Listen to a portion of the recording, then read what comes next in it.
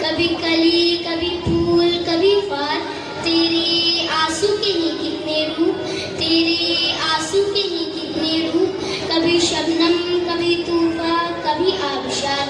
محترم سامعین، خطبہ مسنونہ کے بعد میرے قرآن مقدس کی ایک آیت کریمہ تلاوت کرنے کا شرف حاصل کی ہے۔ الرجال قوامون علی النساء، یعنی اللہ تعالیٰ نے مردوں کو عورتوں پر طاقتور بنایا۔ آپ تاریخ کا مطالعہ کیجیے، زمانے کا مشاہدہ کیجیے تو معلوم ہوگا کہ ہر دور میں مرد حاکم رہا ہے اور عورت محکوم۔ اللہ پاک تعالیٰ نے انسان کی ہدایت کے لیے 1,24,000 کم و بیش انبیاء کرام کو مبعوث فرمایا۔ سب کے سب مرد تھے، نبوت کا تاج کسی عورت کے سر پر نہ رکھا۔ تاریخ اس بات پر شاہد ہے، عورت مرد کا ایک حصہ ہے۔ اللہ پاک تعالیٰ نے حضرت آدم علیہ السلام کی بعد تیسری سے عورت کو بنایا، اسی لیے اللہ پاک تعالیٰ نے ارشاد فرمایا الرجال قوامون علی النساء، مرد افسر ہے عورت پر۔ اس آیت کریمہ کا شان نزول یہ ہے کہ سعد بن ربیع نے اپنی بیوی کو کسی غلطی پر ایک تماچا مارا تو حضرت سعد بن ربیع کے سسر سرکار مدینہ علیہ السلام کے دربار عالی شان میں شکایت لے کر گئی تو آیت کریمہ نازل ہوئی کہ مرد افسر ہے عورتوں پر۔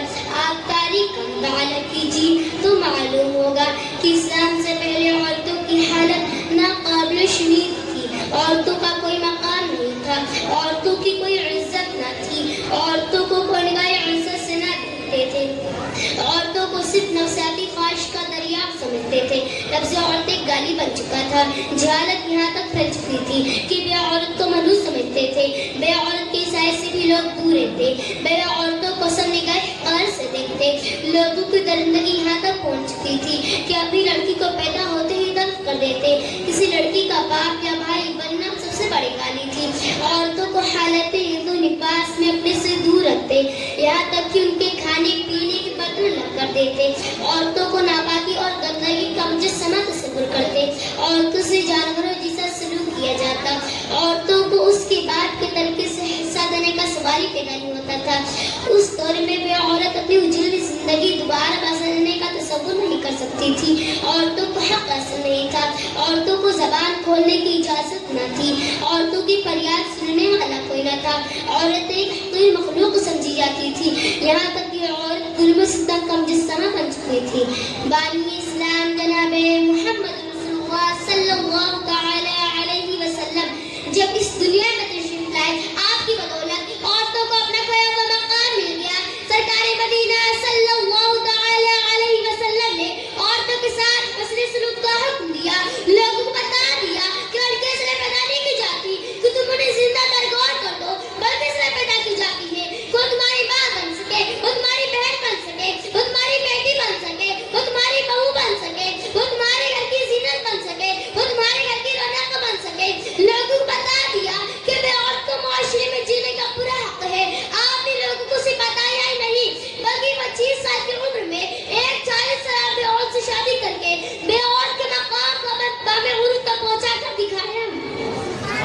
بانی اسلام نے لوگوں کو سبق دیا کہ عورتوں پر ظلم نہ ڈھاؤ، وہ بھی تمہارے جسم کا ایک حصہ ہے، قلب دیگر کا سرور ہے، اس کو نگاہ عزت سے دیکھو کیونکہ وہ تمہارے گھر کی ملکہ ہے۔ عورتوں کو بات کے طریقے سے حصہ دو کیونکہ اللہ پاک تعالیٰ کا فرمان ہے للذکر مثل حظ الانثیین، عورتوں کا حصہ مرد کا آدھا ہے۔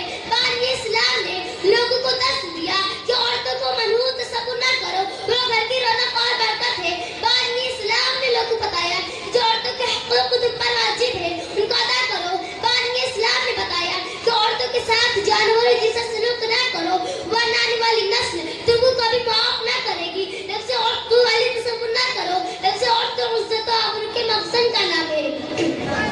اسلام دنیا میں پھیلنے کے بعد عورتوں کا مقام بام عروج میں پہنچ گیا، عورتوں کو لوگ عزت کی نگاہ سے دیکھنے لگے۔ وہ انسان جو اپنی لڑکیوں کو زندہ ترغور کر دیا کرتے تھے اب ان کو آنکھوں پر بٹھانے لگے۔ معاشرے میں عورتوں کو اپنے حقوق مل گئے، بیوہ عورتوں کو بھی جینے کا کنارہ مل گیا۔ انسانی زندگی کے ہر گوشے میں عورتوں کو ان کے حقوق دیے گئے۔ جس کو حاصل نہ تھا وہ انسان جو عورتوں کو جانور سمجھتے تھے اب گھر کی ملکہ سمجھنے لگے۔ تاریخ گواہ ہے، اسلام نے جو مقام عورت کو دیا ہے، جو بلندی عورت کو دیا ہے، جو عزت عورت کو دیا ہے، جو رفعت عورت کو دیا ہے، جو حقوق عورت کو دیا ہے، نہ آج تک کوئی مذہب دے سکا ہے، نہ قیامت تک دے سکتا ہے۔ معزز سامعین کرام، اسلام نے عورتوں کو بلند مقام عطا کیا، عورتوں کو پھول شمار کیا، عورتوں کو گھر کی ملکہ بنایا، اس کی حفاظت کے لیے قانون مقرر کیا۔ اللہ تبارک و تعالی ارشاد فرماتا ہے وَقَرْنَ فِي بُيُوتِكُنَّ وَلَا تَبَرَّجْنَ تَبَرُّجَ الْجَاهِلِيَّةِ الْأُولَىٰ، عورتوں اپنے گھروں میں ٹھہری رہو اور بے پردہ نہ رہو جیسے اگلی جاہلیت کی بے پردگی۔ محترم سامعین، اسلام اگلی جاہلیت سے مراد قبل اسلام کا زمانہ ہے، جس زمانہ میں عورتیں طرح کا نکلتی تھی، اپنی زینت و محاسن کا اظہار کرتی تھی۔ ان کا مقصد یہ ہوتا تھا کہ غور مرد اس کا دیکھے، اور لباس اس طرح پہنتی تھی کہ جسم کا نشو و فراز نمایاں ہو جاتا تھا۔ اسلام عورتوں کو درس دیتا ہے کہ تم گھر میں رہو، بے پردہ نہ نکلو۔ پردہ تمہارے لیے بہت ضروری ہے کیونکہ تم نازک آئینہ ہو، ہلکی سی چوٹ تمہیں چکنا چور کر سکتی ہے۔ تمہاری عزت و آبرو آئینہ کی طرح نازک ہے، ایک مرتبہ شگاف پر جانے کے بعد اس کا مداوع نہیں ہو سکتا ہے۔ عورتوں تم پھول ہو، گھر تمہارے لیے چمن ہے، پھول چمن ہی میں زیب دیتا ہے، اگر پھول چمن سے باہر ہو جائے تو مرجھانے لگتا ہے۔ اسلام نے عورتوں کی حفاظت کے لیے پردے کا حکم دیا، عورتوں کو پردے میں رہنے کی تاکید دی۔ قرآن و حدیث میں پردے کی بہت تاکید آئی ہے۔ عورتوں کو چاہیے کہ اپنے مقام کو سمجھے، پردے کا خاص طور پر اہتمام کرے، پردے میں رہ کر خاص طور پر اپنی عزت و آبرو کی حفاظت کرے، اسلام کا حکم مانے۔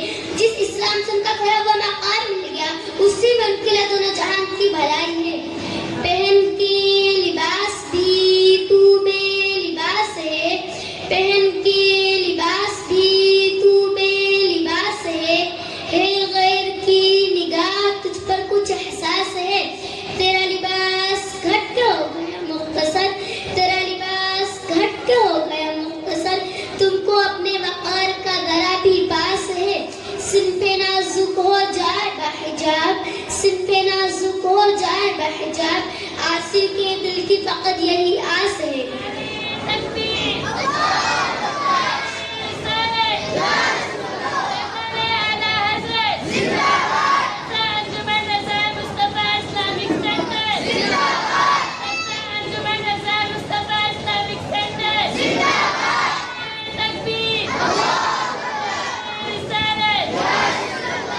اسلام نے عورتوں کو پردے کا حکم دیا لیکن زینت کرنے سے منع نہ فرمایا، بنا سنگار سے منع نہ فرمایا۔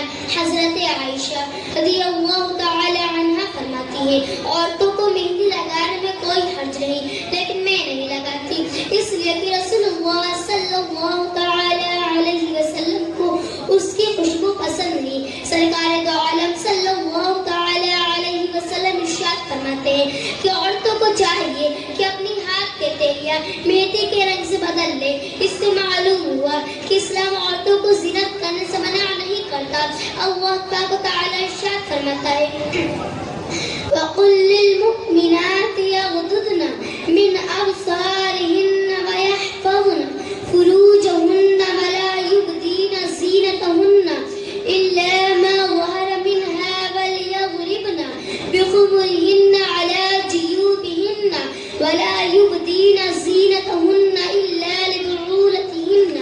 اے میرے محبوب، آپ مسلمان عورتوں سے کہہ دیجئے کہ اپنی نگاہیں نیچے رکھیں، اپنی شرمگاہوں کی حفاظت کرے اور اپنا بنا سنگار نہ دکھائے مگر خود ہی ظاہر ہو جائے، اور دوپٹے اپنے گریبان پر ڈالے رہے، اپنا سنگار ظاہر نہ کرے مگر اپنے شوہروں پر۔ محترم سامعین، آیت مذکورہ سے معلوم ہو گیا کہ عورتیں بنا سنگار کرے، اپنے شوہروں کے لیے زینت کرے، اپنے شوہروں کے لیے سنگار کرے، اپنے شوہروں کے دل کو لبھانے کے لیے، تاکہ شوہر کا دل بیوی کی طرف مائل ہو، دوسری عورت کی طرف نہ جائے۔ قرآن نے صاف لفظوں میں کہہ دیا کہ بنا سنگار کرو اپنے شوہروں کے لیے۔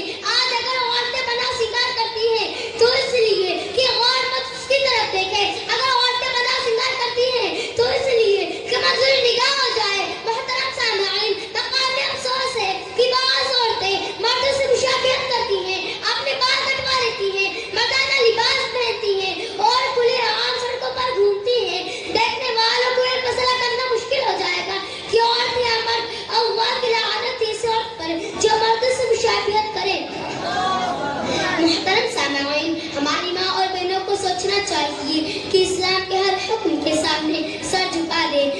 اسلامی کی وجہ سے ان کو اتنا بلند مقام ملا ہے. اسلام کا شکر گزار ہونا چاہیے.